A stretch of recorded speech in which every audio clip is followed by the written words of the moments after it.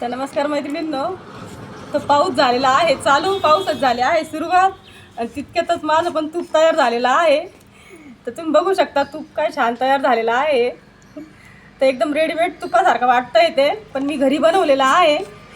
हे बघा, ते तुपातलं ते सायचं नाही काही तयार करता करता ते उरतं, तर हे पण उरलेलं आहे. तर हे मुलाला खूप आवडतं, तर त्यांनी घाई लगेच मम्मीने तूप बनवलेलं आहे म्हणून साखरेचा डबा पण घेऊन आलेला आहे. नेहमी त्याचं असतं, मी त्याला साखर टाकून देत असते, तो थोडं थोडं खात असतो, त्याला आवडतं आणि हे खाणं चांगलं असतं, पौष्टिकच असतं.